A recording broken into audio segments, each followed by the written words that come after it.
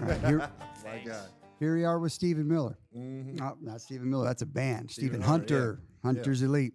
Mm-hmm. We met on Saturday, That's right. and I got to know a lot about you in a little bit of time. But I Yeah. want to just start from there. Yeah. A lot about you in a little bit of time. You were intriguing. Yeah. Kids know you as coach. Yeah.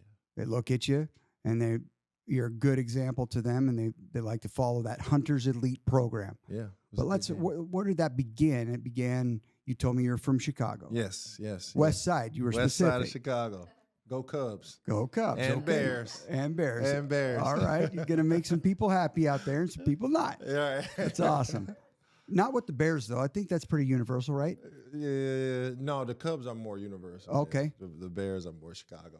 Okay. But no, it started in the 90s with Michael Jordan and the Chicago Bulls. Well, there is that. Yeah, I'm that age group where, I was born in 81, so my childhood was basically from 90 to 99. So growing up in the 90s and watching the Chicago Bulls was just amazing. And it really made me want to be a basketball player. Everybody wanted to be like Mike.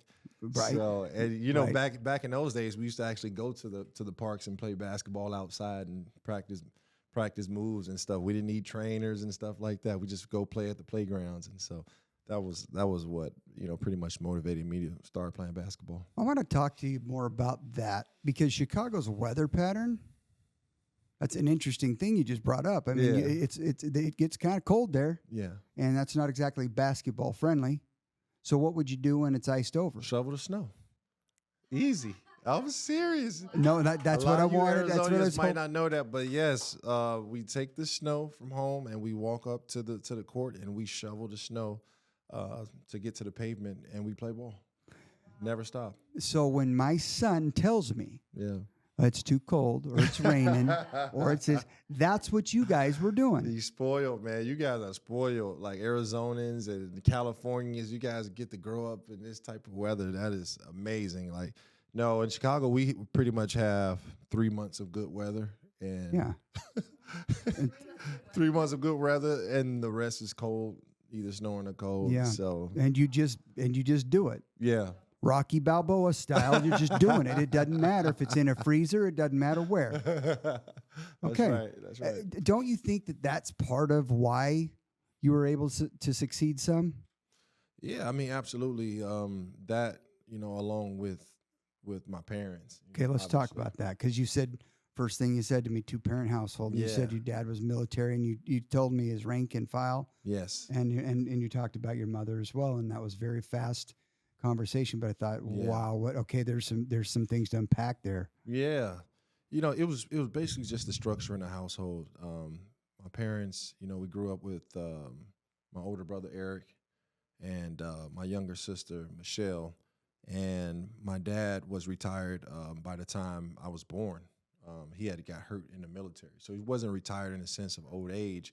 He was retired in the sense of he got injured, and he got a bad injury. So he received disability benefits from the government. And my mom, she worked for the Chicago Board of Education. And so she ended up working there for 40 years before they retired and then moved out here to Arizona. Okay. And so, yeah, it was just that structure that my dad and mom, kind of offered us. My dad was more of the disciplinarian. He would make sure to keep us in line. He was extremely cheap. He didn't want to buy us anything. So we understood frugality at a young age. But my mom was the total opposite. She was the one who was more loving and caring, and she gave us that soft love. And so we had a good balance of structure, discipline, but love and care in the household. So, yeah, man, we did pretty good. My brother, he went on to be a Secret Service agent. Okay.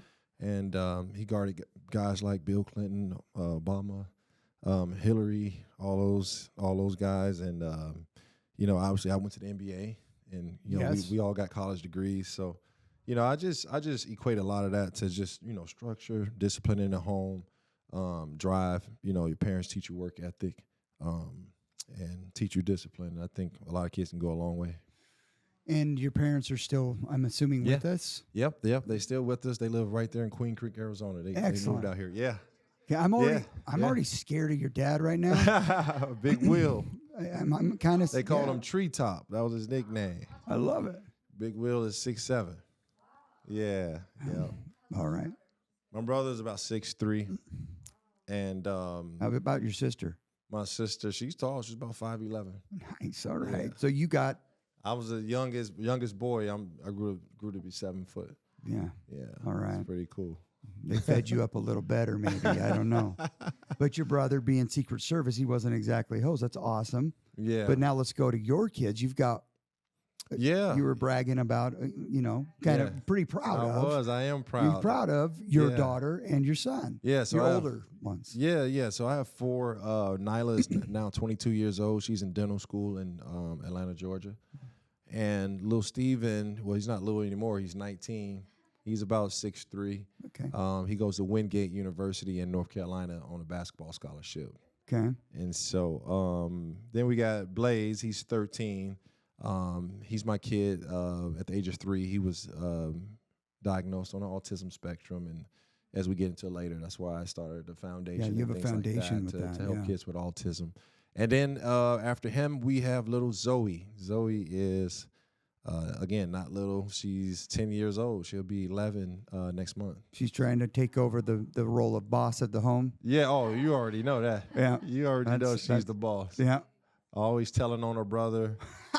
Everything. So always telling. That's great. Yeah. So it's fun. But your parents and the way they went about has translated into your parenting, it appears, because me as a parent, I'm thinking, oh man, that's a lot to be proud of. You got your son, playing on a basketball scholarship, which requires a lot of hard work. Yeah, it does.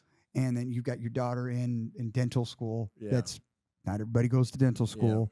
Yeah. And a lot of hard work. Yeah. So you've taught hard work, discipline with your own kids. Yeah. I mean, I try. I don't think I'm as good as parents as my mom and dad, because, I'm in a generation where I want to be like friends with my kids. Right.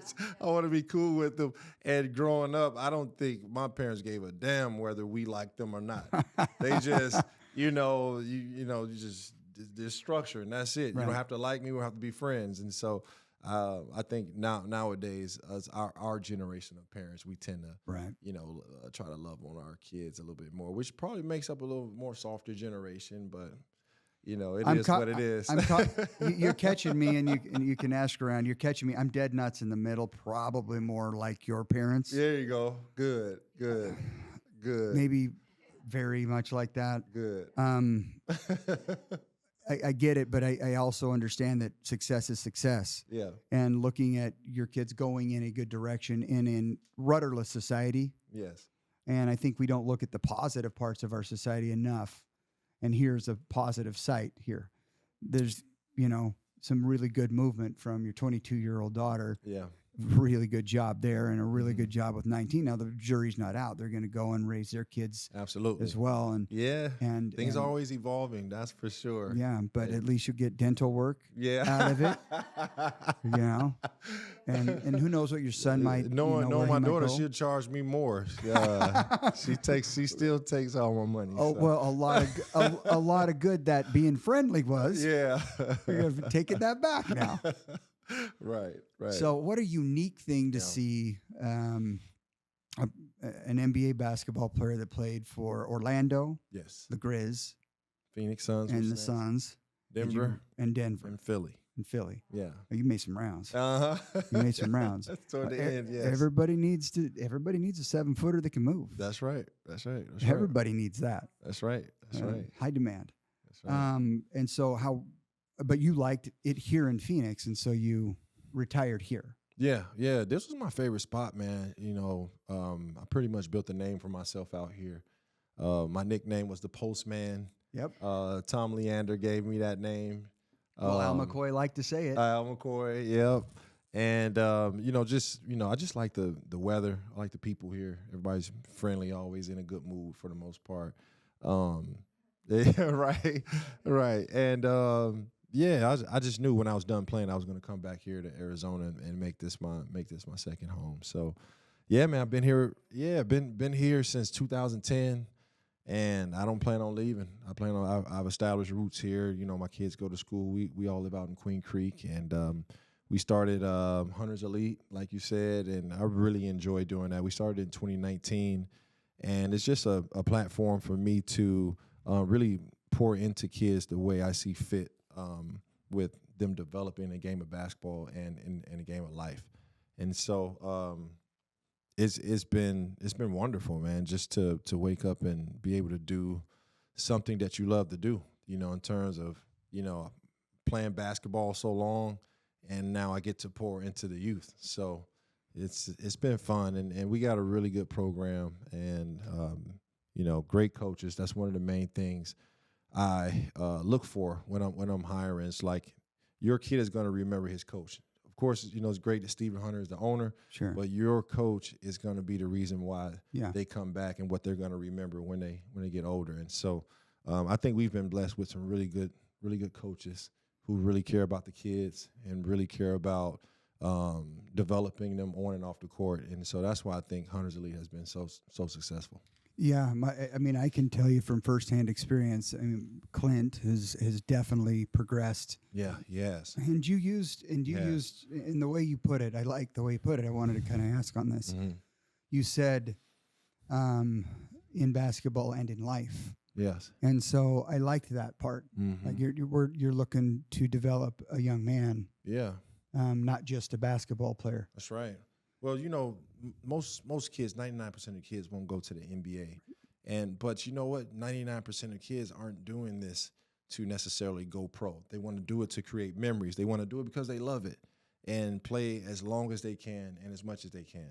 And so I think that's the beauty of it. Yeah. You know, and I think if the kids are smart, they'll take away the lessons that they learn from the game, the relationships they take away from the game, and they will use those skills for the rest of their lives. Right. People ask me all the time, like, do you miss playing? I don't miss playing the game as much because I've been doing it since I was 3 years old, but I do miss the relationships. I miss that camaraderie. Locker room. I miss the locker room, the plane rides, the bus rides. And so I think, you know, I really hope that the kids are soaking this in with being around other like-minded basketball players and playing the game and having fun, because I really do think it's something that they're going to remember for the rest of their life. And that they can have in their youth, much like you enjoyed beyond your youth. Yeah, they can have that memory always to draw on. Absolutely. You know, similar as you're talking about it now. Yeah. It just so happens that the folks in the Mesa High locker room right now aren't paid quite as much in the Jets kind of bus-looking thing. There you go. But it's the memory's the same, though. That's right. That's right. The memory's kind of the same. It's yeah, and you know, at this age, basketball is at its purest. Yeah. You know, once if you do go to the NBA, you know, it's fun. Don't get me wrong, because you've earned to be there.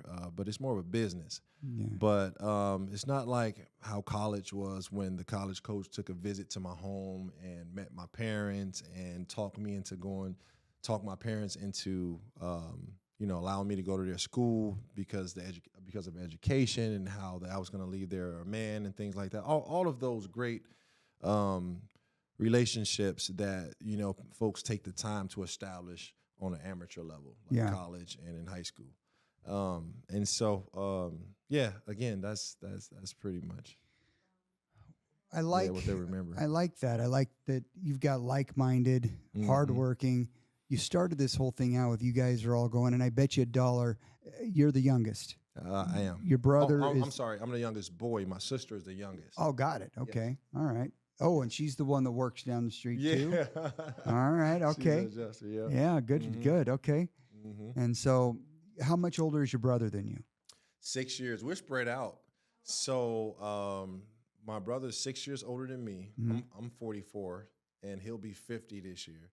And my sister is 8 years younger than me. Oh, okay. Yeah, so, you are spread out. Yeah, she was born in... That's why your mom had to work in the Chicago system for so long. We spread out. Yep. Yeah, it's to make sure that all of you... Yeah. Were your grades good? Mine? Yeah. Who, me? Yeah. I'm joking. They were okay. They were good when I applied myself. there was a period there, 7th, 8th grade, freshman year, sophomore year, that 4-year period where I just fell in love with basketball. It was all basketball. And then my junior year in high school came, and there was like, oh, you got a chance to get a full ride scholarship to any school you want, but we're looking at your test scores. You got to get these up, buddy. And so my last 2 years in high school, I was a straight A student. So typically when I focus on things, when I put my focus on things, they tend to turn out good. Good. Yeah. All right. That's awesome. Yeah. So hard work works. Yes, it does. And so focus. So I asked about your brothers. You said he's about 6 years older than you are. Yep. Okay. Was he going out with the shovel too, playing basketball as well? Oh yeah, he's beating the hell out of me too. Yeah, he would get the shovel and we played basketball, and he was beating and didn't take it easy on me at all. Good. So when I was 12, he was that 18? Yeah. And he was dunking all over me and everything. But so he was working out there just as much as you were at the basketball and grind. That's what you guys did. Yeah, like we were like the same height though, because I was tall. Like I was like 6'3" when I was 12. So he played against me like he was bringing it. He was bringing it, But once I got to be 14, look at what 15, he became. Yeah. So a lot of folks can join. A lot of folks can join law enforcement. Yeah. A lot of folks can and become good at enforcing law and a good peace officer. Yeah. Secret Service, different level. A It little bit different level. It is. It's an excellent level. Yep. And so, I mean, it's like the top. Yeah.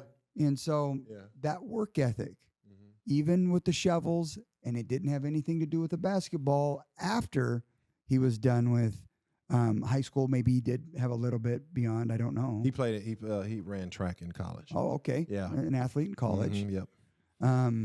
Cool. Started out as a cop. Okay. Yeah. Earned it. Boom, boom, boom. Just detective. climbed it. Yep. Yep. And then, he just kept moving up. Yeah, sharp. Yeah, he's sharp. So that hard work, again, goes back to that shovel, no excuses. Or you're just playing hoops and having, and grinding away. You didn't even know you were probably being disciplined at that point. But and you know what? I think one thing I believe kids should know is, you do it because you love it. Right. As a parent, you don't want to force your kid to do anything. You don't want to have to drag them out of the bed to go practice. Do it because you love it. So, nobody had to tell me to go shovel the snow and play. I wanted to do it. I wanted to get out of the house and get active. We didn't have iPads and phones, cell phones back then. So, there was nothing to do but, sit and watch. Shovel snow and play. So, so no, that was really good times, man. And, I love the game then. I still love it now. Even once I retired from the game, I took a couple years to figure out, what did I want to do? Who am I now? Because you go from playing 10 years in the NBA, and before that, you're playing in college and high school, and you're playing, since you was a little kid. And so there's been a structure and timeline my whole life. And then now I retire at the age of 30 years old, basically like an injury retirement at 30 years old. And now I'm like, wow, I got a lot of life to live. What do I do now? Right. And so I went through a couple different things. I was like, hey, let me try to be a real estate investor or, and a contractor. I opened several businesses. But nothing ever drove me like it did basketball. And so a couple years later, I reached out to the Phoenix Suns, and we came to an agreement that I'll be the community ambassador. So I worked for the Suns from 2013 to 2020. And the year before that, that's when I started Hunters Elite in 2019. And, it's been great. So the moral of that story is, I came to a point where I looked in the mirrors and said, why reinvent the wheel? You've been successful with basketball all your life. You pretty much have a PhD in basketball. Right. You should probably teach it, right. And so, finding a purpose for a professional athlete, finding their purpose after they're done with their professional career is probably one of the hardest things to do. And a lot of people don't understand that. Very interesting. Yeah, it's one of the hardest things to do. Like, who are you now? Like, the ball stopped bouncing. So, what do you love to do? You have, you know, if you're smart, you know, you have some savings, so you have some financial options you can go, but it's still like you have to love it. You have to have a passion for whatever you want to be successful at or won't be successful Interesting. financially. So when the balls stop bouncing. yeah. Yeah. There's got to be a song that gets written about that. It's fantastic. Right. When the balls stop bouncing. Yeah. What you know what? And that's so interesting because I don't think that's true. I don't think it does happen to everybody. I think that that's very unique to a skill set that you had that's designed in your younger part of your life. Mm-hmm. That, you know, if you're an old athlete, you're in your 30s, mm-hmm. and that's an old athlete. So, yeah, that's interesting. I mean, once those lights go out down, once those balls stop bouncing, you got to recreate. Yep. And you tried.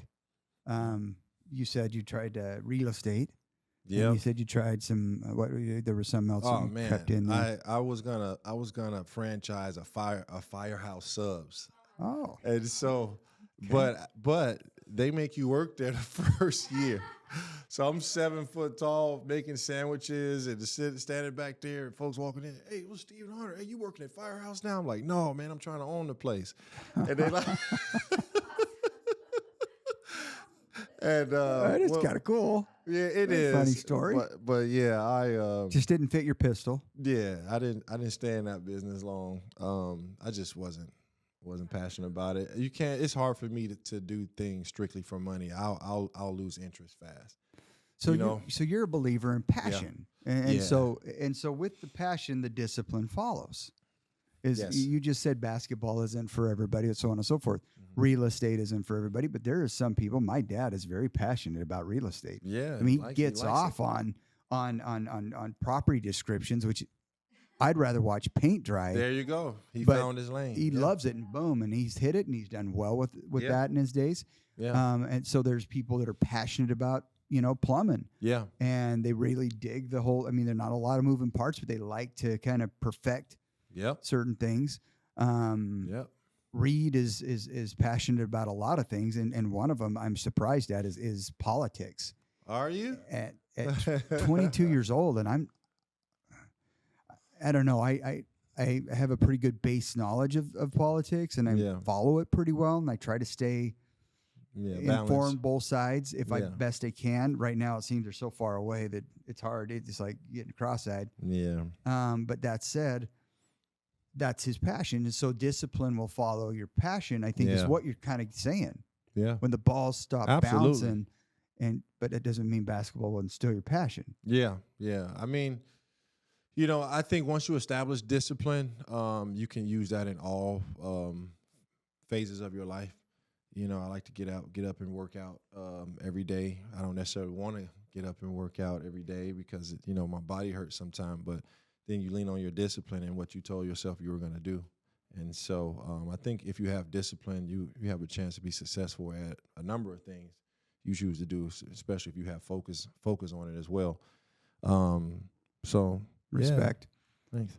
Respect. Yeah. Oh. It seems that you have two different. You have the Hunters Elite with kids. Yes. And you have the foundation that. Yes, the nonprofit. And so you have a passion for kids. It seems. Absolutely, I do. Along with. Do you think your passion for children came? Yeah. I mean, you have two older kids. You spread them out pretty good too, much like your parents. Yeah. You have two older kids. You got your daughter, it's 22. Yeah. 19-year-old, and then 13-year-old. Yeah. And then a 11-year-old. Yep. Those weren't spread out as much. Boom, right. Boom. So you've been probably passionate about children for a long time. Yeah, definitely. Like when I started, actually here, I did my first basketball camp when I played for the Phoenix Suns. And I thought that was pretty cool, you know, just to see the kids' faces, and they have aspirations of being where you are, and so they ask a lot of questions and stuff, and that's powerful, you know, knowing that you've done something that only a few human beings have done, played a professional sport for as long as I did. Or period. Yeah, and you know, kids are attracted to that. You know, they want They want to know, and I think it's great to give folks knowledge, when you can. So, it first started with my passion for basketball. I love the game. I can talk about it all day. I can watch it all day. I truly, truly love the game. And so that's where I go back to say I didn't want to reinvent the wheel. That's who I am. And so I'm going to make a lifelong career out of basketball, one way or the other. And so that's what started Hunters Elite. And then when my son was born at the age of 3, I believe we spoke a little bit about it, but he got diagnosed on the autism spectrum. Yeah. And so what happened with that is when he got to kindergarten, when he was 5, my wife went to work at the school as a special education assistant, a SPED assistant.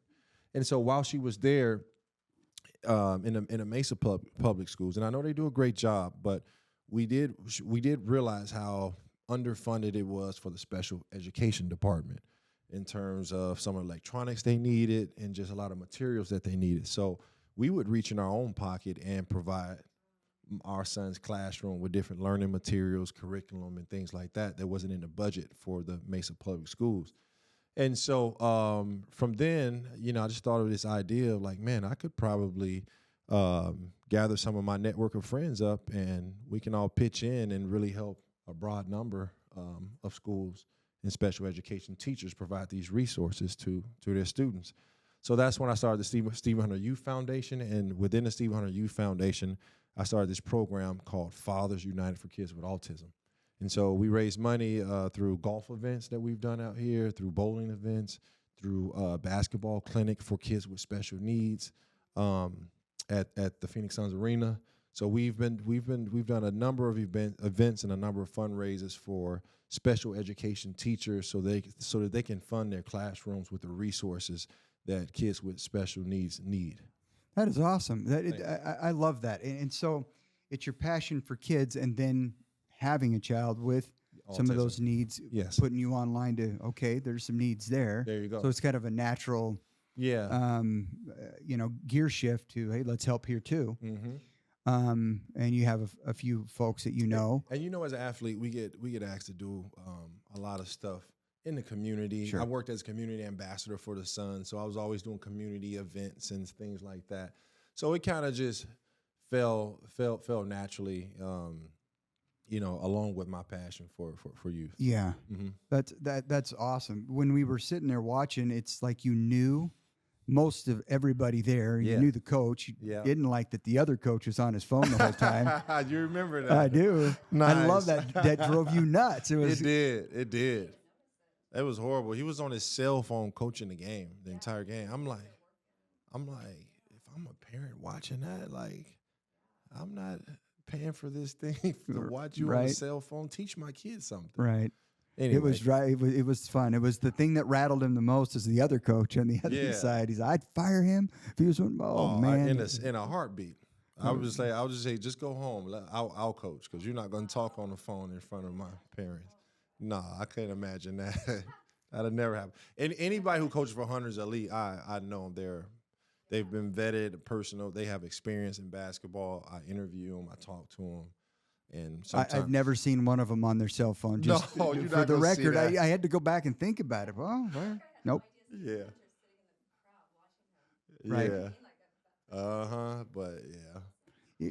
And I found that intriguing, and then I did make mention that what you're doing is you're creating opportunity. There you go. Creating opportunity for your foundation, opportunities for those that have autism, and various levels of autism, because some can have extreme success in life. Yes. But it requires the same principles you've talked about this whole time. Early intervention as well. Okay, yeah, that makes sense. Yeah, early intervention. Well, because they can develop a can-do attitude instead of a I can't do. Yep, absolutely.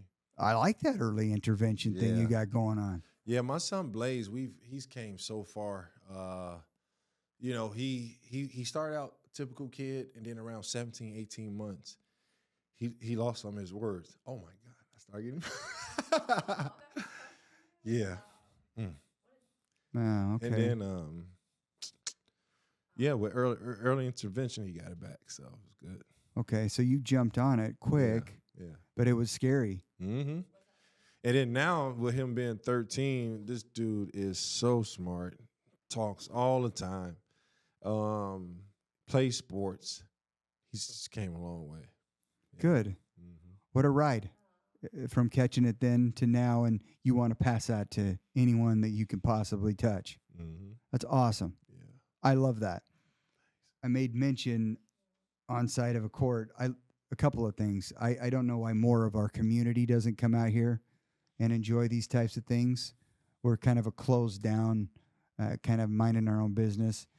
I frankly think I'd rather watch a Hunter's Elite game and I might than a Suns game at this point. Yeah, but it's fun. It fun. really is. It is fun. Yeah. It really is. And then you gauge, like, let's say that I did that because I have been for a long time. And yeah, my son's on the team, but I get to see all the rest of these players developing along with Clint. Yep. And it's like cool to see. You know that. what? They may not win every game, but they're all getting better. Yeah. They're all getting better, and they got a great coach that believes in them.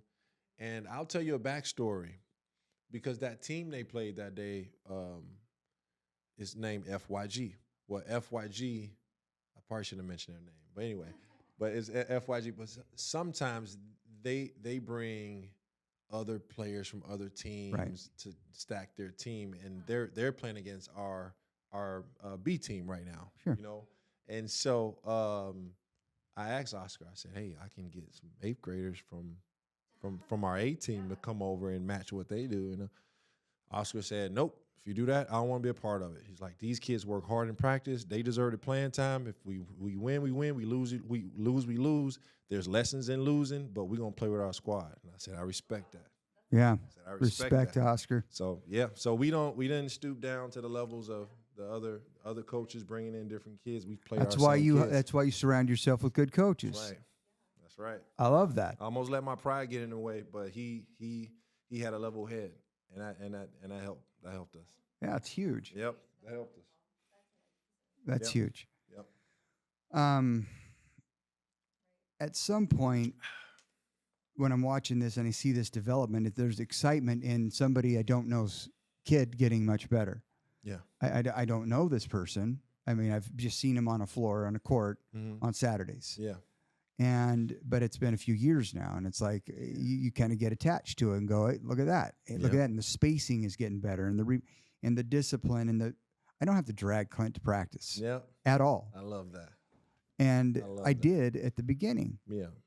Love that. Like anything probably, but he loves basketball. And so I appreciate that outlet and that potential discipline creating thing because he's passionate, as you brought up. Yeah.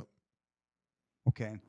Now, I told you that what you're doing is culturally shifting the lives of these kids and giving them an opportunity to not end up in our office. That's right.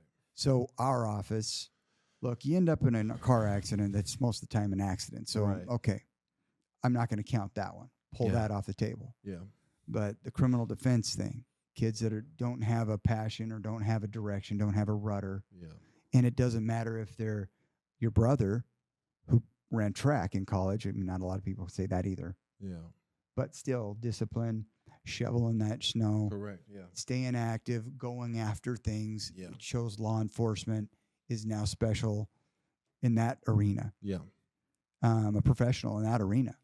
Mm-hmm. And that discipline and that upbringing, that 2-parent household that created that or helped to create that, your brother made the right choices to get there. Yep. You made choices. Not every 7-foot tall fellow plays in the NBA. Yeah. Much to a lot of people's chagrin, and they think, hey, if I was that tall, I'd be no. Yeah. No, you can't pretend. You can't get around the hard work. No, yeah, you gotta have. I mean, when you get to a certain level, everybody's tall. Everybody's tall, and everybody's good, and everybody's tall. And you're not competing only with America. You got the whole world. Yeah. I ended up being the 15th pick overall, first round, a lottery pick. Man, that's saying a lot, and a lot of work goes into that. It is, yeah. Much like your sister, who's also very good at what she does, and my brother, yeah, and your brother. And so it's like, okay, now your kids are following suit. yeah, And so I'm likely only going to meet any of these people in a car accident scenario. I'm not going to see them as criminals, and, and some of the folks that are really on hard times. I try to work with those folks to get their do-over in life, to kind of get these principles you've been teaching today, to kind of plant those seeds to where their tomorrows look a lot better, whether there's prison involved or not. Okay. Divorce, that's an interesting one. That's very popular nowadays. We got a ways to go for that one, hopefully. Yeah, that's a popular one, but that's hopefully we're creating, within my own kids, we're creating these habits of excellence that you're creating in your foundation. Yeah, I just catch it soon, catch it quick. Yes, just to piggyback off of what you're saying. Yeah, let's go. Point. It's so many outside influences that can hinder a kid, even if they do have a good upbringing and a privileged upbringing. With the internet, hopefully they don't get addicted to or even be in a position to watch pornography, because that can be a segue to bad things and sexual assaults and lustful thinkings and stuff. So I never want them to find addictions in that and in drugs and things like that. So I think addiction destroys lives. I think addiction destroys drive and the futures of people's purpose, and it destroys their purpose, basically. You might know a little bit about that. You grew up in the west side of Chicago. I did, and I see that. I watched my dad battle a alcohol addiction. He was really abusive to our entire family, honestly, for a while. And then one day my mom left him, and he went to rehab, and he lived in a rehab facility for a year. And I didn't see my dad for a year, and then he came back, and my mom said, "You want your dad to come back?" I said, "No," right in front of him. And he cried, and luckily she didn't listen to me. A week later, he came back, and my dad hasn't had a drink in over 30 years. Oh wow, what a story! So he changed his life, and he became a great dad. And I was glad that he got the help that he needed to be in our lives, because our life trajectory would have changed a lot if he wasn't in. How old were you? I was about 8 years old. Oh, young. Yeah, it was in 1988. I was like 7. I was born in 81. I know he left when I was in around 87, 88. Interesting. For a year. Strong mom. Yep. And your dad kicked a very hard to kick habit. Yep. Yeah. And he's stayed true to that. Yep, he did. And that's respectable, but you got to see that firsthand at a young age. Yep. How about friends in your neighborhood? Oh man, it was a good neighborhood. I was telling wasn't a good neighborhood in terms of crime. There was crime, but I was one of my buddies took me to where is that Payson, and we stayed in the cabin out there, and it was so quiet. We sitting outside. I'm like, man, listen, it's scarier here in this silence than it is in the middle of the west side of Chicago, where it's out here police sirens and people. I was like, man, anything can happen here. And he laughed, obviously. But no, I mean, if you're from there, you know the people in the community and stuff. You know how to navigate. Kids stayed out of the way. Back then, the adults protected the kids. They tried to keep the kids out of gangs and things like that. Most crime happened with drug dealers and gangs and older folks. But growing up as a kid, it was fun. In the city, Shovel. All right. You like the bustle. You like the commotion. All right. Yeah, it was fun. That Payson thing, this is not my speed. Not at Who's all. coming out of them? Who's coming out of those trees? Michael Myers coming out of the trees. I've seen this movie. I'm serious. I've seen it. Somebody's gonna break in his cabin and cut all our heads off. I'm telling you, man. And he just laughed at me. I would have too. That's pretty good though. That's funny. That's funny. So the foundation, catch them early, and then just add to our youth in this culture, because it's really the most important thing. I don't love our door opening and people that come in need. I don't like the numbers that we see here. Yeah. But I do enjoy what we do as well. But I'm on the fix it stage. Yeah. You're on the You're on the you're Yeah. the preventative stage. Yeah, preventative stage. Like yeah. catch it quick, culture in the basketball, go. discipline, passion, There you go. Yeah. character. Yeah. Those are some of the things that my son has picked up with your program. Yeah. Clint's a great kid, man. Well, he's very much enjoyed that, and Yeah, he's a great kid. and he's like, how do you know Coach Steve? And I'm like, well, We're a great kid. I do now. I'm glad I had a chance to see him. We coach the same team. So I coach our other eighth grade team. Yeah. So our games always overlap, or we're traveling and doing stuff. So when I get a chance, I always come check them out and see them play. And they're happy to see me. I'm happy to see them. And sometimes I pop up at practice and check them out. Because we do recruit, because Hunters Elite has different tiers, right? So we do recruit from the inside. So when Clint gets older, or one of the kids gets older and they work to become a really good player, we'll put him on one of our shoe circuits. Like we'll go on the Nike tour, Right. And they'll play in front of scouts when he's in high school, if he gets to that level. Right. So we have different levels for different players. Yeah. Yeah. It's not where he is now. Right. It's where is he going to be when he's a junior in high school. That's what I want to see. When he's about 16, 17 years old, that's when his body's matured. He's older. Where's he going to be then? That's where we're trying to get him. That's when it really There's matters. a method to your madness, and you teach the principles to Yes. get great. Then excellence is what you're shooting for. Yes, I want him to get a college scholarship. I want him to have free education. That'd be fantastic. Yeah, they do. We've sent several kids to college. Yeah. Hunters Elite has sent several kids to college, is what the question is back there, because they can't really hear her. Yes, we go all the way. So my first group in 2019, they just graduated, and all of them received scholarships, basketball scholarships. They did? Yes. Good That was my job. first group, That's and I coached great. them from 7th grade all the way up. All the way. Yep. Awesome. So I just let them That's go. something to be proud of right there. That's Yep. awesome. Wow. It's excellent. We'll link their website, or how do we what's the best? way Yeah, for we got people to- tryouts coming up soon on February 17th and February 19th at Canyon State Academy. It's Okay. for ages 8 to 14 or grades 3rd to 8th. And Okay. we love to, invite everybody. Again, we have different teams for different levels. We have great coaching. 3rd grade all the way We'll up. link 8th grade. 8th grade. The Yeah, trials. For these particular trials. This is Yes. 8th grade tryouts. 3rd grade Third- to 8th grade. Got it. trials. Third Stopping to at 8th grade, Got yeah. it. Stopping at 8, Yep. and then 8th on. That's a different date. That's another date, yeah. Got it. We'll link the website to this podcast and to each Yeah, and anything also we your put to it. foundation as well. and the Yeah. foundation. Yeah. Mhm. And so let's repeat that name. ShyFoundation.com. And the website for the Basketball Academy is shbatraining.com. I got it. I Yeah. already have those, I All already right. have those links. It's going to ready be good. Yeah. I Thanks. love what you're doing out there, Thank and I enjoyed very much getting to know you, the Yes. character that I felt on that bench. This is an interesting man. I want to know more about him. Yeah. And you shot out And I said the same thing two-parent about you. family, and Yeah. boom, boom, boom, and then we compared feet size, and I completely lost there.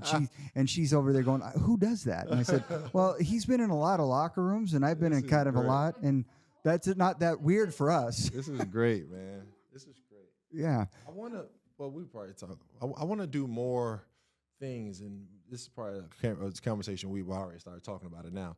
We're gonna let it run. We're gonna let it run. That allows us parents to kind of connect with each other. So more like organizational events. Like I want to have like a luncheon where I can get to know more of the parents. Because I'm glad I sat next to you. Yeah. I wouldn't be sitting here now if I didn't learn about the great things you're doing, and I was fascinated by what you do and your career path, and same here. And so we saw that synergy, and now here we are today. And it's so cool how you create these connections just by opening up and speaking to somebody. Right. know? Just a handful of minutes together, and we left. Yeah. Buddies, and Yeah. you know what? How that could probably happen with almost every parent there. Yeah. So we want to have different, more gatherings and stuff. I'll put my head to that. I see how we can kind of get a community type. Do it at somebody's office. Yeah. We could go to Yeah. different ones too, to Yep. different types of offices. Yep. I mean, everybody's probably Yeah. got something going on. It'd be maybe like an end of the season meeting. We'll bring in food for the parents. Everybody meet and just tell them thank you, and then it's treated like a social. Like Yeah, I think that'd be cool. great connections that way. Yeah, I think Yeah. that'd be cool. I think that our world is getting less and less connected. Yeah. That's why you Seriously. missed, you said earlier on in this one, that's why the thing that you missed most wasn't the game itself, it was everything around it. Yeah. The locker room, the that. planes, the drive, the fellas that you were traveling with that you connected with. We talked about your relationship with a handful of very big name basketball players Yeah. that not everybody has, Yeah. and how you respected them so, and that you were probably able to return that Yeah. to many others as well during your entire career. And so, but you missed that connection. I do, man. It's cool because when you're not an athlete, most people could never relate to this, but like most folks have jobs, so they're not around each other. So you Right. go to your job, and then you go leave your job. You got to Right. go spend time with your family. Right. Well, when you're on a basketball team, professional basketball team, you spend more time with those guys sometimes than you do Yeah. at home, and you travel with one another. You have these connection relationships that you with folks every day. Right. You know, Right. and- More than you're going to be with anybody else. and on top of that it's your peers. So I'm looking at you like, wow, you went to high school. You was a high school All-American. We played high school All-American game together. Then you went to college. You was playing college together. Then you got drafted. Same day I got drafted. Right. And you know what I mean? So Right. we both like speak the same language. Right. You know what I mean? So Right. You've been through the same gauntlet. everybody in the room. So Yeah. that's pretty cool. Yeah, everybody you know since you were Right. And you're buddies with most of them, You probably. buddies because you come up through the high school like All-American ranks and stuff. You know. It's so interesting. Yeah. I don't think a lot of people understand that. I tell, look, obviously we're in a law firm here, Arizona law firm, and we're in a law firm here. But it's interesting. I tell everybody that works here, I mean, I own the place. It's fine. Yeah. Now, you understand how this goes too. It doesn't matter what you own. You're the last to get paid, and you're the and so on and so forth. Bingo. But I will spend more time with my workers here than I will my son there. Yeah. Except he works here now, so that works out good right now. But I'll spend more time with the coworkers here than I will my family. Yeah. But it's not Yeah. on the same level because it's very concentrated in the world that you lived in. It is, yeah. It's grown men playing a kid sport.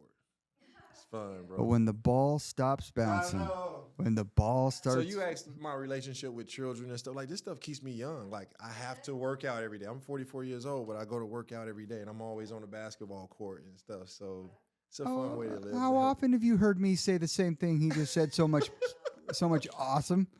I said, look, I got to work out because I got to work out too? Yeah, every Good. morning. Where you And go? I go to TI Fitness. That's what I'm talking about. Yeah, Good. just old school throwback gym. Take care of your health, man. Yeah. You feel better. Well, I want to keep up with his kids when he has them. Oh, okay. I mean, How old are you? 22. 22. You in school or anything with you? Yeah, I'm going to Chandler Gilbert right now. Nice. What do you want to ultimately be? What do you want to do? Well, currently I'm looking for a career path in artificial intelligence. There's a bachelor's over at Chandler Gilbert that I can do for pretty cheap. Ooh. And then I'm going to see if I can't get to law school. You can do it. Wow. You want to be? You wouldn't mind being a lawyer? You want to go law school? Yeah, I'm thinking estate planning. Okay. Yeah. Yeah, it sounds like the one with the least amount of drama, so that's like why I picked it. You have to have a law degree to do estate planning? yeah, I didn't know that. to advise legally, yes. Oh, okay. To do many other kind of things that are around estate planning. Yeah. No, not necessarily, but I would probably want a legal mind. There's a few places Yeah. I could send somebody in your spot. Okay. We do a lot of it here, but I'd still probably send you over to Mike, another Mike. How? I got a question for you. How hard is that bar exam? Kim Kardashian couldn't pass it, and she started crying. She couldn't pass it. Is it that hard to where, like, if you take it 5 times, you can fail 5 times? Like, you got to really know your stuff. Like, tell me about it. Well, you had a shovel, Right. and a ball. Mm-hmm. And frankly, so did we around here when I grew up. Mm-hmm. It didn't matter. Yeah, we had a better weather pattern, but all we ever did was something, and we were active. And once we chose our something, you chose basketball, I chose baseball and football. It was very disciplined. Mm-hmm. I had scouts. I had a 2-parent household as well. Mm-hmm. Passing the bar started my first college course. My first college course was when I was 23 years old. I decided I'm going to go ahead and go to college. Everybody in my family has been hammer swing, works in the construction industry. Right. I have no talent for this. Mm-hmm. And so I'm going to go to school. Mm-hmm. Everybody thought I was nuts. First college course was typing. Okay. And it was a winter course. So it was like one of those 3-week courses. What college was this? Just over here at MCC. Okay, cool. I'm just going to the cheapest thing I can get my hands on. Right. Ended up getting a full ride scholarship to where he's going right now because I did really well. I worked my butt off because I thought I was not very smart. You got an academic scholarship. Yeah. Dang, to go where? To Chandler Gilbert, just Okay. a little junior college one, Cool. and that translated into one for ASU.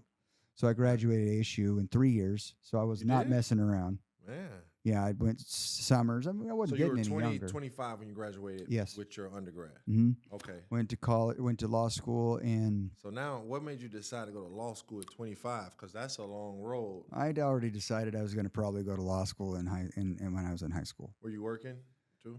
Yeah, I worked all the way through undergrad. I didn't work the first year of law school. Where was you working at? I drove school bus.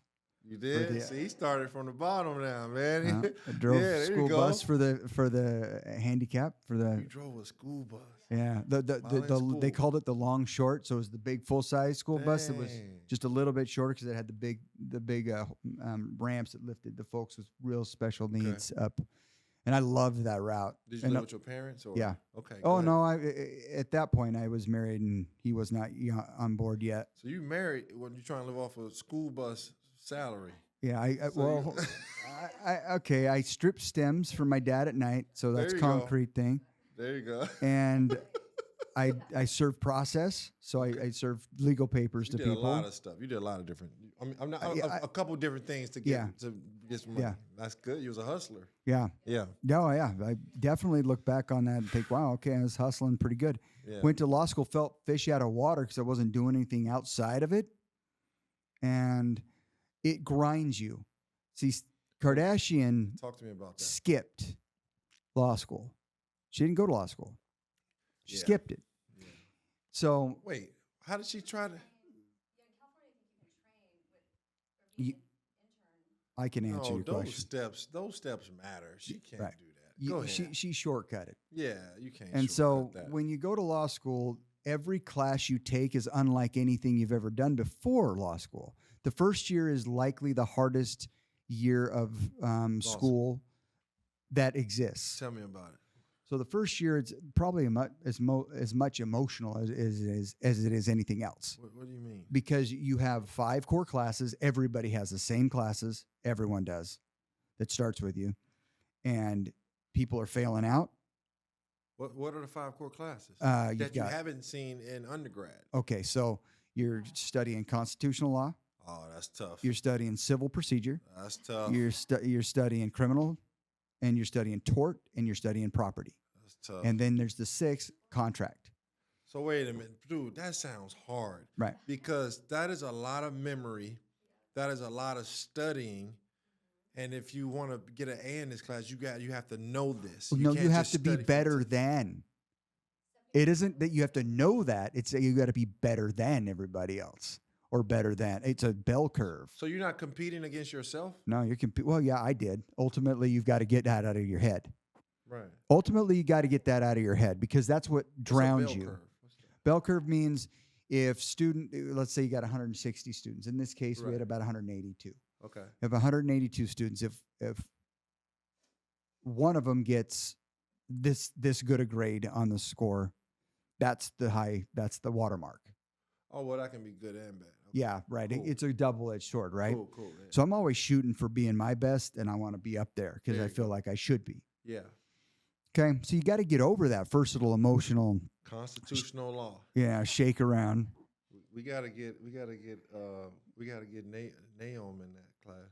Yeah. What's our secretary? What's the girl name? Or at the Oh. at the White House. Oh. We got Gnome. we got to get her in the civil class. I'm sorry, I had to throw that one in there. It's a pretty good comment. All right, go ahead. We're gonna see where that goes. But anyway. I just need her to stop talking as much, slow down a little bit, and that's would be good for her to do. But we'll see, because she doesn't seem to quite get that point yet. Okay, so that's what you do there. That's a whole other conversation. Yeah. We could go into In that. each of these classes, you have one exam. You don't have quizzes. You don't get points for being there. You don't get there is a 0 grade until you take that one exam. One exam. One exam. So homework doesn't matter. Doesn't matter if you're prepared or not. You can mail it in or not. God, that's a lot of anxiety. And so a lot of people wash out. One exam. Yep, one exam. Well, what happens is the bar exam is one exam. Damn. So it's preparing you And then you gotta wait. for that. Yeah. So if you fail it, how long you gotta wait? Well, you can take it.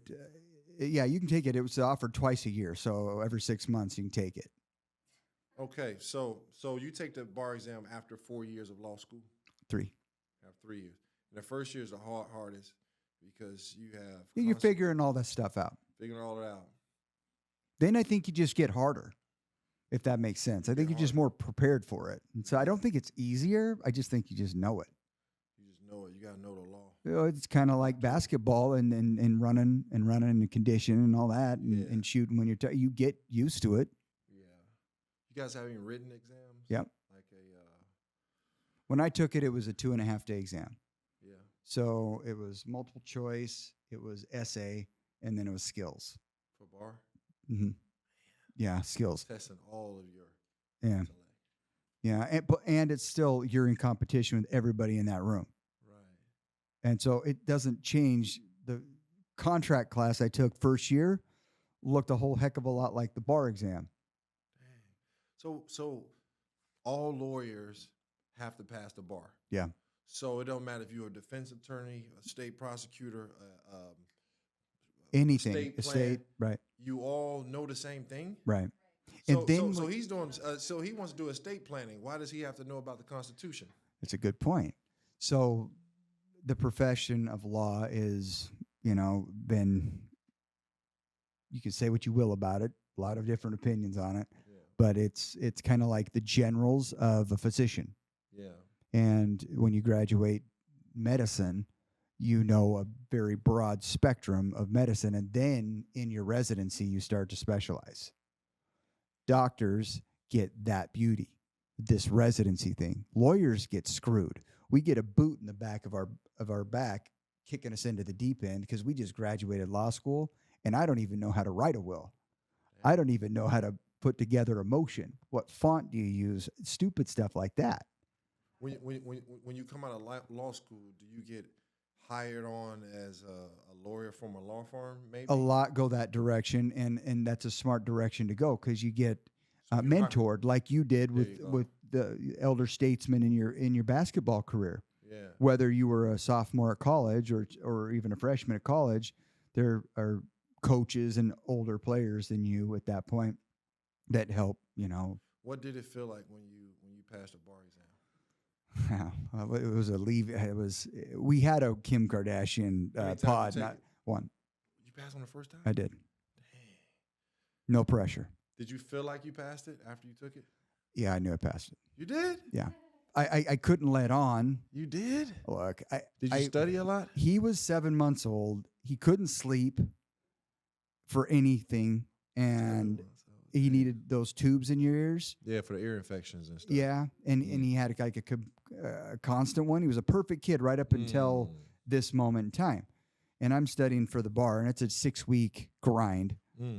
And I figured, all right, well, I'm just going to practice it this one time. I'm just going to go and see what it's all about. You took a practice test? No. Oh. I just showed up to take the bar and figured I was going to fail it because I didn't get to all the subjects. Oh, yeah? Yeah. So I'm walking up there with my buddy, and I'm seeing the weirdest thing you've ever seen in your life. What? So you got your fun stories. I got a little bit of a fun story. Here we go. Yeah. I'm walking up and everybody there is about ready to take the bar exam. I got my Ticonderoga number 2s all sharpened up because I'm going to write the exam. I'm not going to type it. Got my little name tag and all that crap. I'm ready to rock and roll in, and I'm seeing a cloud of smoke. People chain smoking. They probably never even smoked in their life. You got people on mats that are facing some direction, doing some sort of weird prayer going somewhere, and somebody doing another direction prayer. And I mean, I got folks pacing that look like they've already gone insane. And I'm thinking, oh, there's ambulances there. And I'm thinking, I went to my buddy Mike. I just said, I'm just going to pass it now. And just sat down and did it. And so you didn't even get to all the subjects, but like I'd studied enough of them during law school. I'd had to rely on some pretty good memory, but I had worked pretty hard on the multiple choice stuff, and that's what my weak link was. And I figured when I got those back, because you get that grade back pretty quickly. You got a good grade on it? I got an average grade. And I went, they try to trick you with those questions. Yes, they're all right questions. They're all right answers. Why do they do that? I don't know why they do that. They really want to make sure you know it thoroughly, that you can't guess it, huh?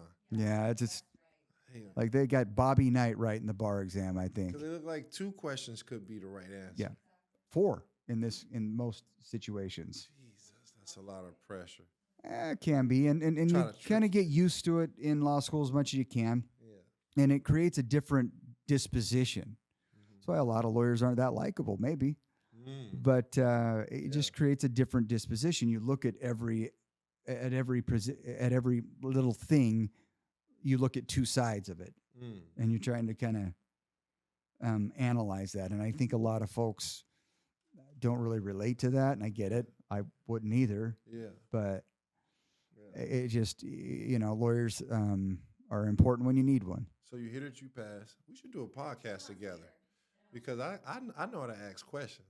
We should do a podcast together, man.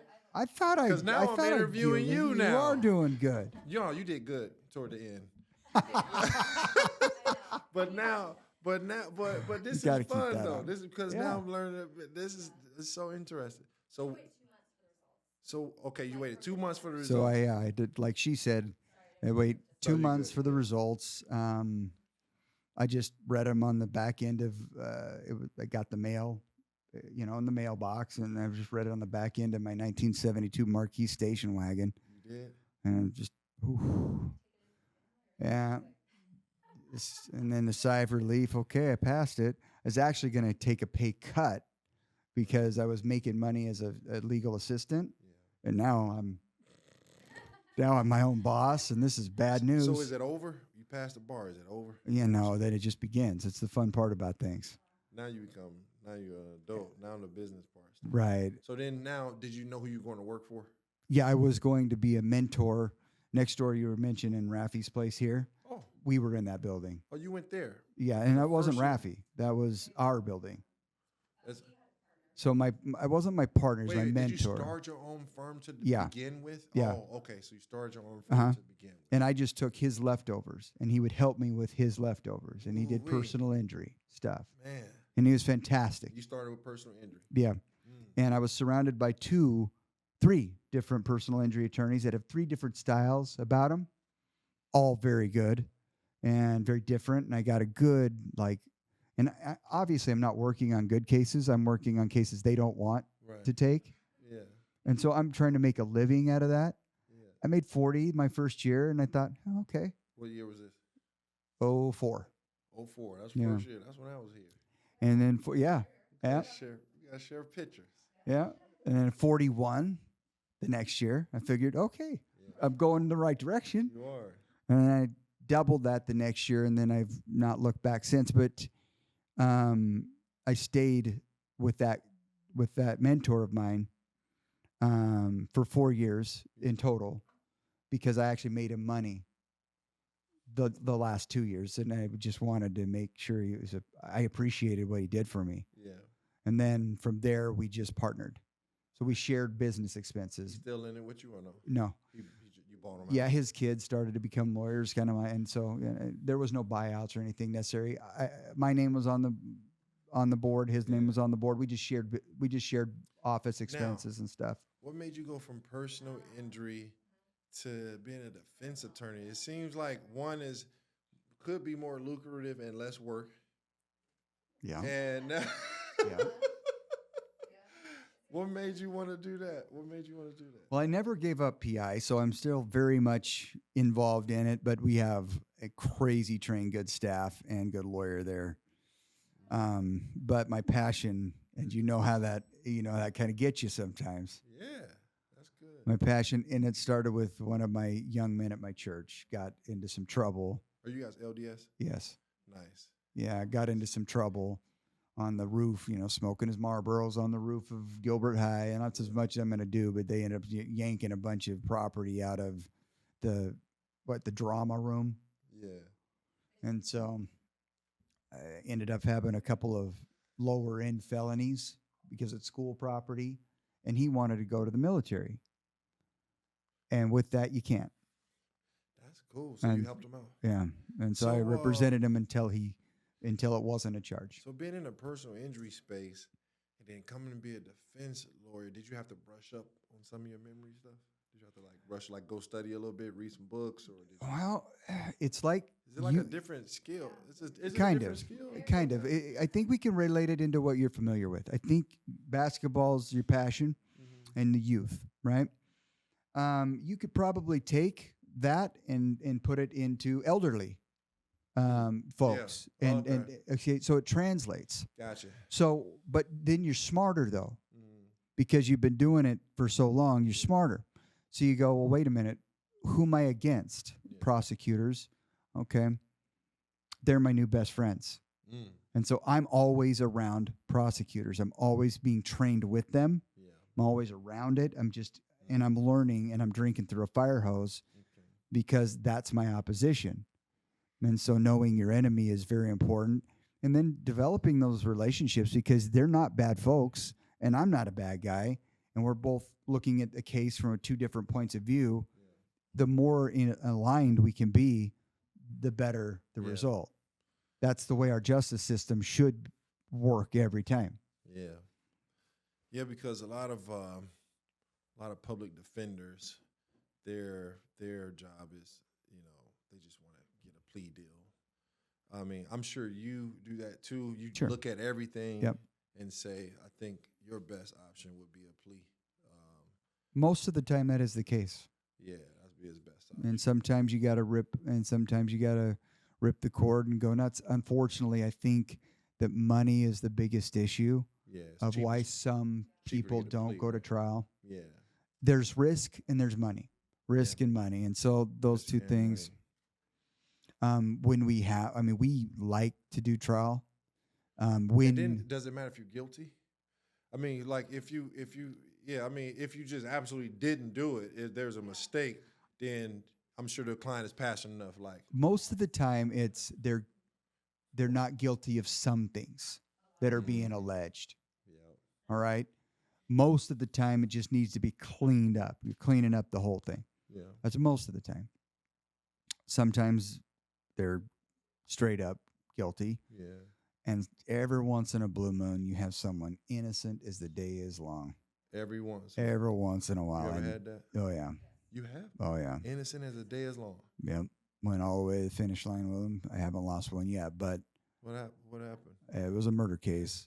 That's good. Oh, that's a lot of pressure. Did he get bonded out at least? She did. She did. It's a way long time ago. You don't know that one. That one. Ended up suing the people? Made my bones on that. But okay. No. Oh, she's talking about somebody that was innocent for an ASU, scuffle at ASU. Yeah. What a fantastic young man. What a fantastic young man. He's doing great. Man, we beat ASU. We beat, Tempe was a pain. On the criminal side of things, we had them just drop it. Yeah. So.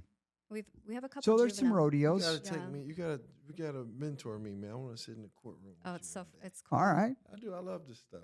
You are a very curious I'm gonna fellow. Take you to a Cubs game. You take me to Toronto. Oh yeah. Okay. Sounds all right. I like it. And I got my chiropractor, so I want to make it a double date. Yes. Fair enough. Let's do a double date. I would love to get her name Yeah. tour myself. Yeah, she's right down the street. We'll Okay. see her. That's I'd love excellent. that. Thank you. It's been a pleasure. Hey, God is Yeah. good. He is. God is good. We came like 78% of the way. God is Awesome. good. I love it.